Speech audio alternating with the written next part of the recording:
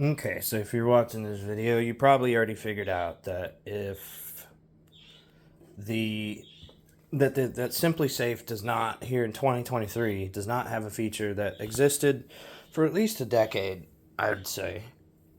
Most of the big box alarm systems have silent exit, and there's no sound at all, so you can leave and not wake people up. You can arm it at night if you're the last one up, like I am, and no light sleepers will be disturbed. But here we are. They don't have the feature for whatever reason. They haven't developed it yet. I don't know why. Apparently in the forums, Reddit and SimpliSafe's forum, they're just thinking about it, whatever. I don't know. It's a feature that's always existed. So it beeps. You know that. I know that. It's really loud. Maybe if you have a 2-story home, the bottom floor ain't that loud upstairs. But when you're down here, that beep, beep, beep is horrifying. Because, the rooms are right over there. It's a single floor home, very small home. It's old. This is the deal. So I took the thing off the wall, and I decided that if this broke and I had to take it back, and I had to go buy another one because I took it apart and broke it, whoop-de-doo. It would be worth it because it is that annoying. Last night I spent 2 hours I didn't realize it, but I'd spent 2 hours trying to research, how do I get it to stop beeping? How do I make it quiet? I tried to because it was pretty loud coming out of these holes, right? So I tried to put tape over it, did not change it. The sound kept coming through the front. Just as loud. Didn't change anything. So I made a fumbling video of me taking it apart, but I figured this is a lot quicker and a lot easier. People don't want to waste their time listening to me talk. So here we are. A P0.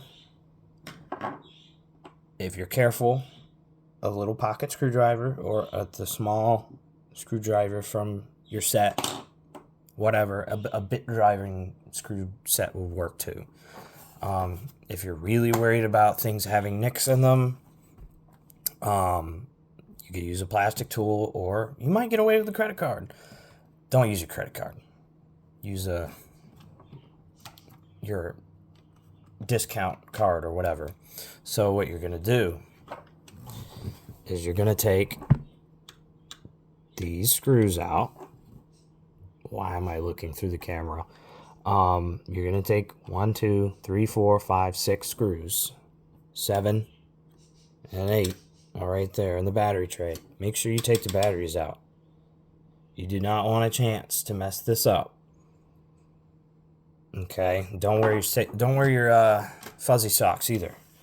Those could do some damage, possibly, if you shock it. I don't know how much tolerance this thing has. I've already had it apart once, and it worked.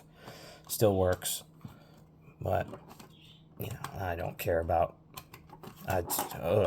I'm ready to return it, honestly. A feature like that left out of an alarm system. So what you're going to do, I guess I can pop it back together for you. There. All the way put back together without the screws. Everything's fine. There's 2 tabs. Right here. And right here. You can see them through the seam where you can pry them out. I need to stop looking through the camera. Come on. There you go. Kind of like a phone case. You just pop it. Now you got that going on. And then you can stuff your fingers in there. So keep it open. And then you're going to lay this down so you're not clattering things all over the place, damaging it. You're going to stick your screwdriver or your plastic. You can see where I did it already. You're going to stick something in there and gently twist. Twist and give it a little something on both sides.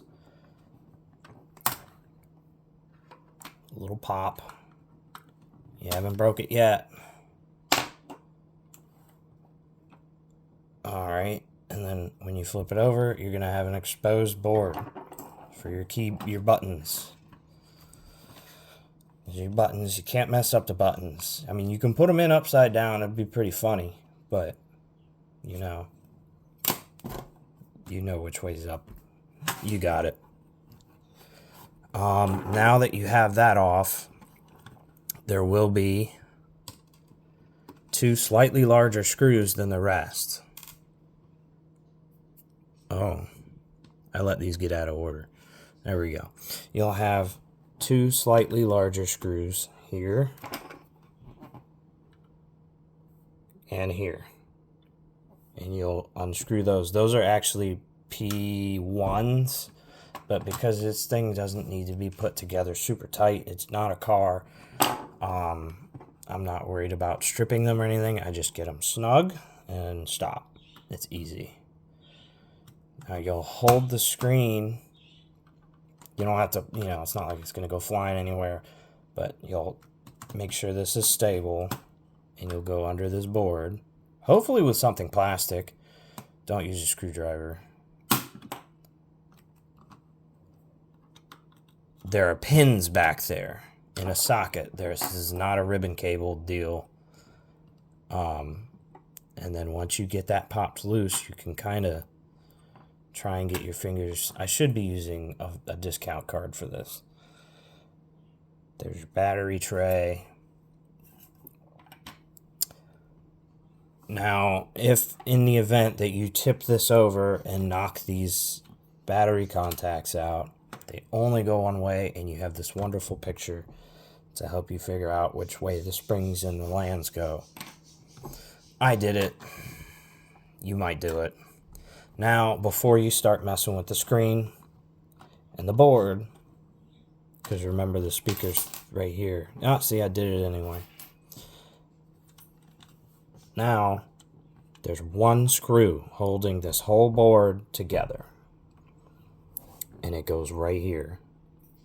This other thing is just a peg, an alignment peg. And then you have your little antenna coming through here. Don't put your hand in front of that when you lift the board up. It'll make you think you're crazy. Why isn't this thing coming out? And you're putting tension on the antenna. Give it a little wiggle. And that's your duress button, or whatever they call it, distress button, holding you up. You won't break it. It's fine.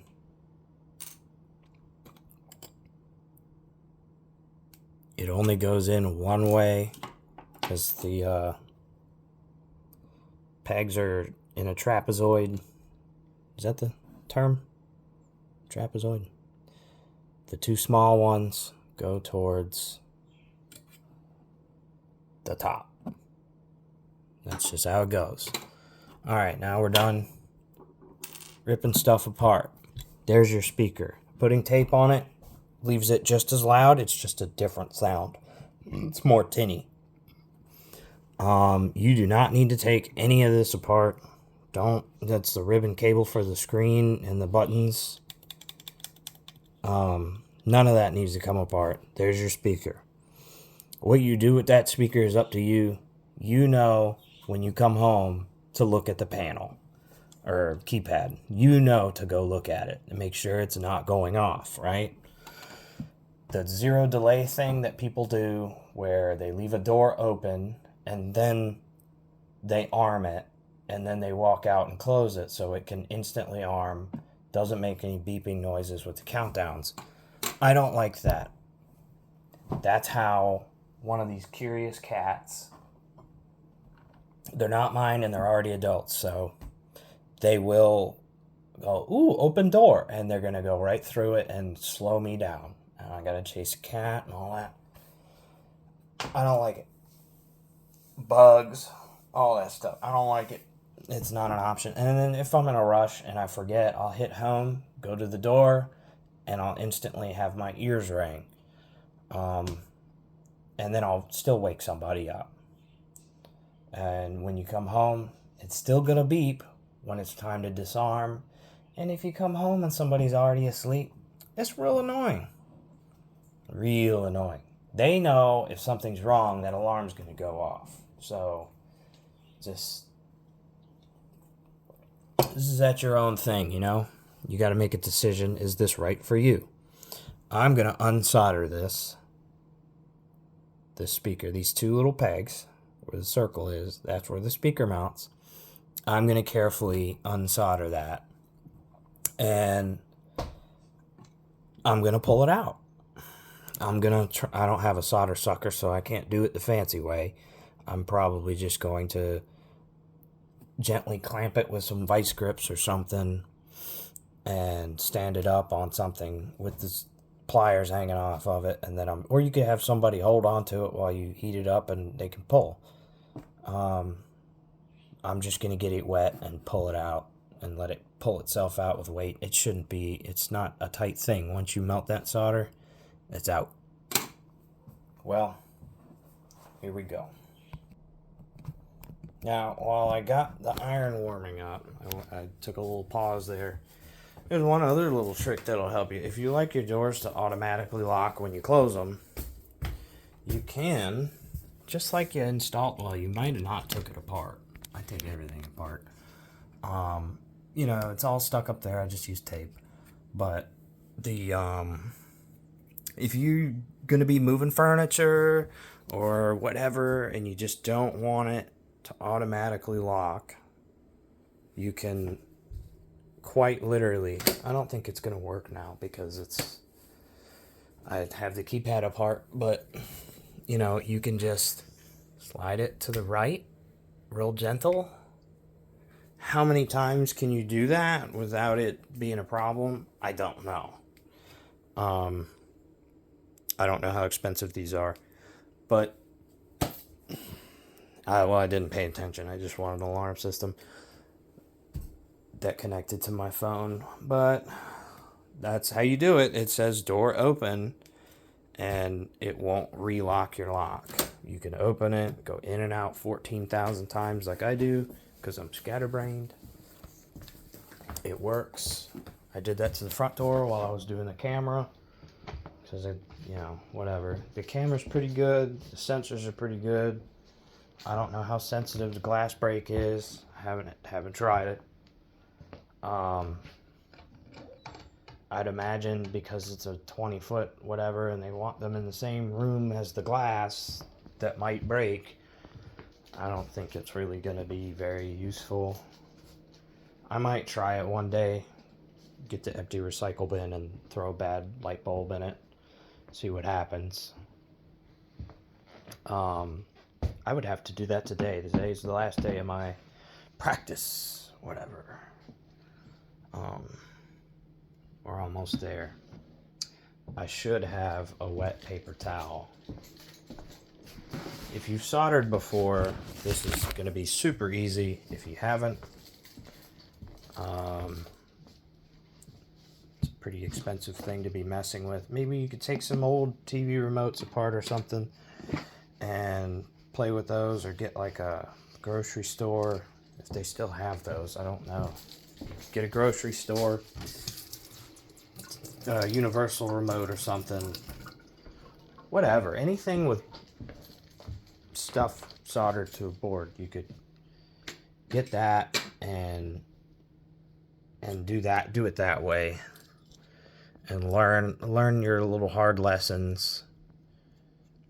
One hard lesson that I had to learn, oh, by the way, you do not want to breathe the smoke in, but one little lesson that I had to learn was that first thing you want to do before you ever turn the iron on is sand the tip. I don't know. I have 3 different irons. I don't know if this is the good one. But that won't take you any time. I'll just pause it and come back with a good one. But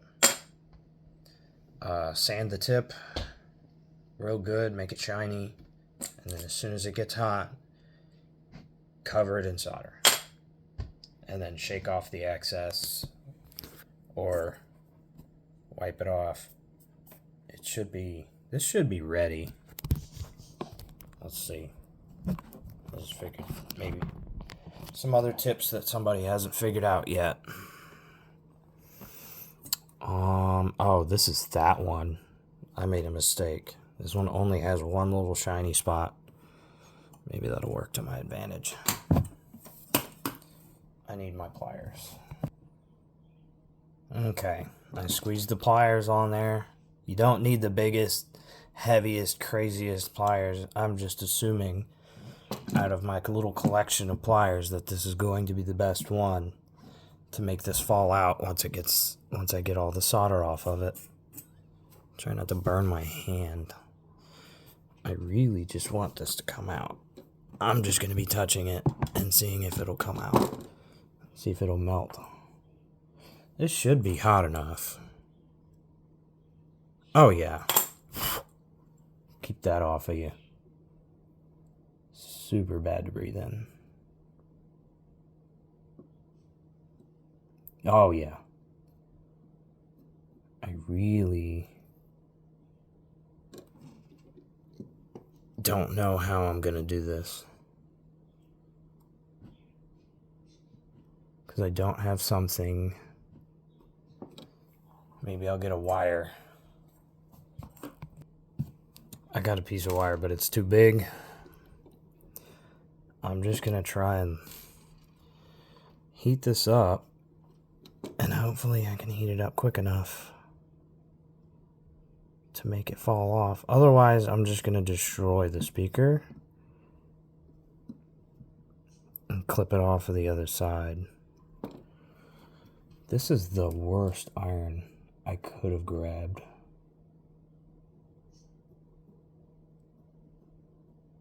Come on. I had it heating up in the solder just a second ago. Now it doesn't want to.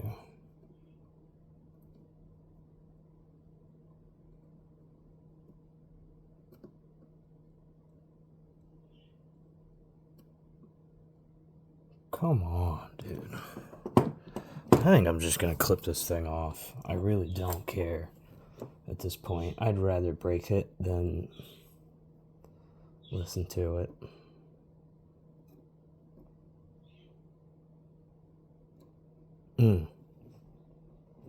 There we go. We're gonna have to work it off. You melt it, twist it off of the stupid speaker, and then melt the other one, twist it off of the speaker. You can kind of hear it getting loose. So maybe the heavy pliers are a good idea. This stuff cools pretty quick, so.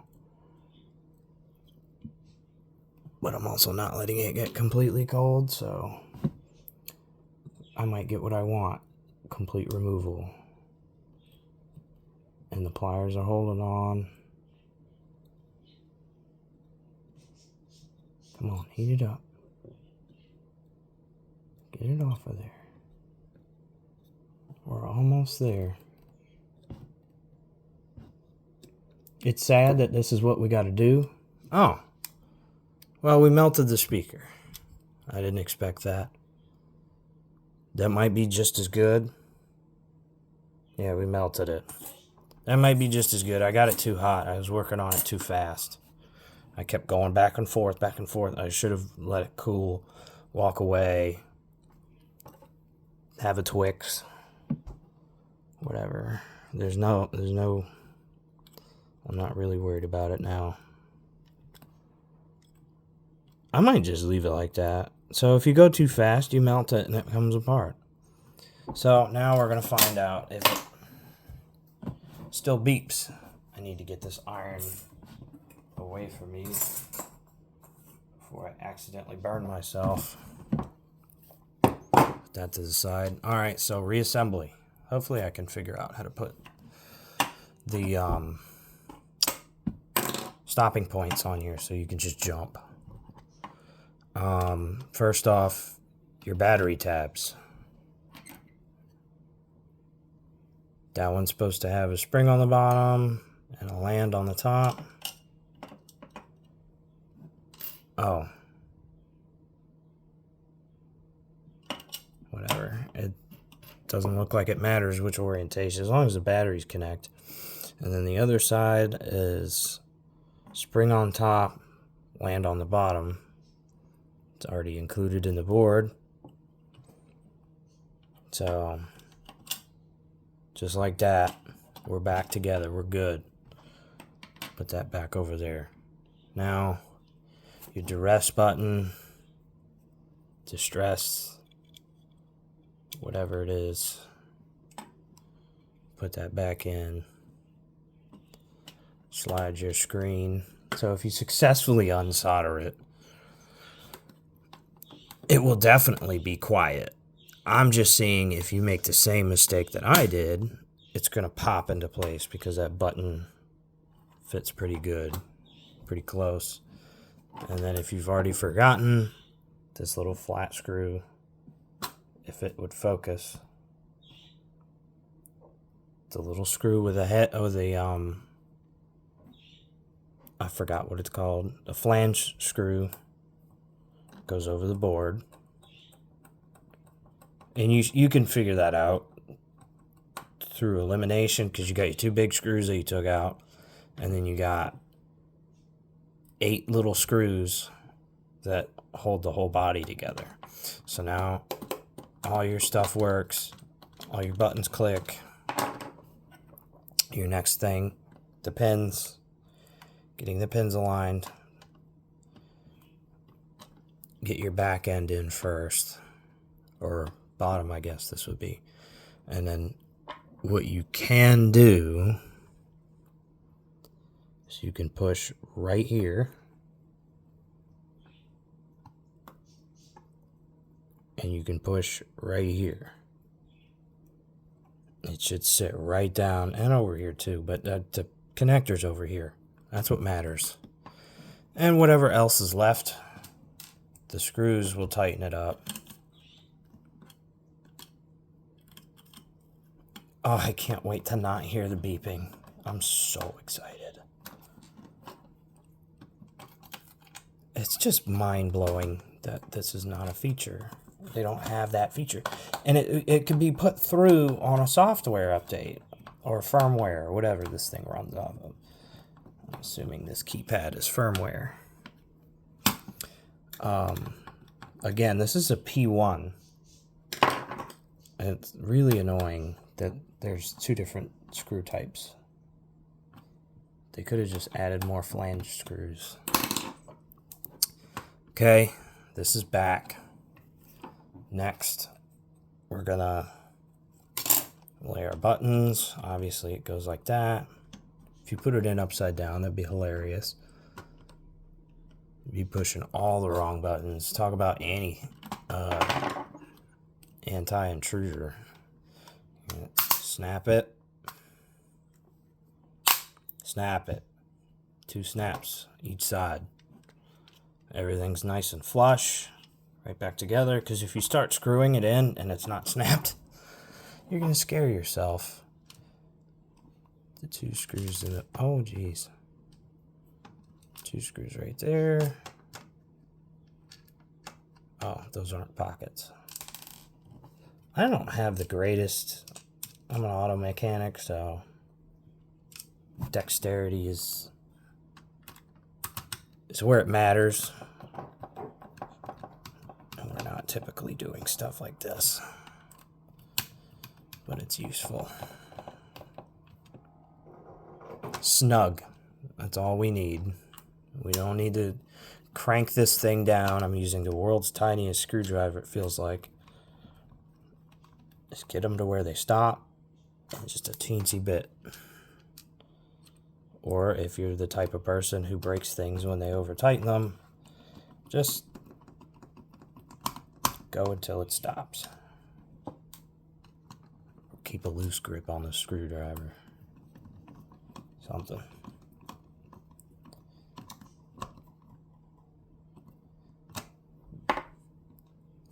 I think I mixed up some of the screws, but I guess the flat-faced ones are supposed to go up here. I don't care. I'm not looking at the back of this thing ever. As long as they thread. They all seem to have the same thread, so I really don't care. Oh yeah, two of my flat ones went in the wrong spots. The flat ones go up here, and the rounded ones go in the back 4. If you're that kind of person. I am not that guy. It's not like it's not coming apart. Put your batteries back in. Double check that everything is how it goes. Spring goes in the bottom, the negative. You can always go back. There's always time to do it right the second time.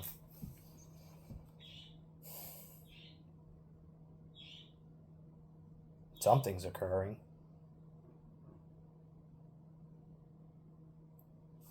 We're connecting.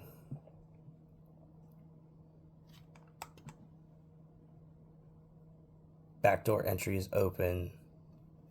Oh yeah, because I took the sensor out of the door so I could be productive today. I did that so it would stop relocking, but I like it to relock when I'm not running around the house. All right, look at that. Let me put my code in. No beeping. None. Arm to home. You can arm to whatever.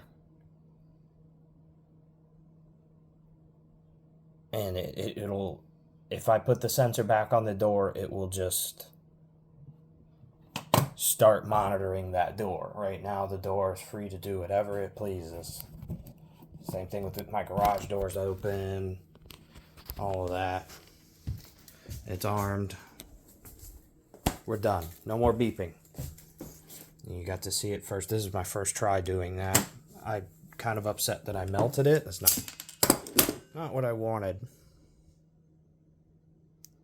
But it did this. I got the same result, so I'm not worried about it. It's not going to short out because it's up against a piece of plastic. Let it be what it is. I'll take the victory. It's a victory nonetheless. 1, 2, 3, 4. Not beeping. No beeping. So now you can have your delay, and you just know, come home, disarm it.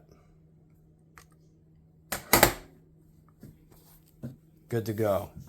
I'm happy with it. I wish the beeping could be turned really low. Or make it to where there is no countdown beep, but you get no countdown on home, but you get the beeps when you come home. Give it like a solid 3 to 5 seconds before it starts beeping. That way I can just boop, boop, boop, boop, and get it done without waking people up. Hopefully the people that find this useful and might want this kind of deal for their alarm system that they got from SimpliSafe.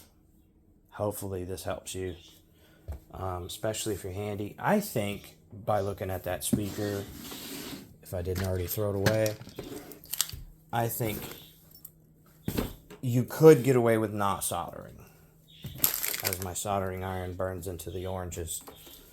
That's not good. Ooh, it's burning everything. Be careful. What you call it? I think you could just crush it. Just get some pliers and crush it. Lay it over top of a pillow or something so that, you know, you're not clattering this up. I mean, I marred it up a little bit, but I really don't care. It's a keypad for my alarm. I don't care. And if somebody asks, I'll be like, oh, it's because they didn't put a feature in that's been out here forever. Well, there you go. That's how you silence your beeper on a SimpliSafe.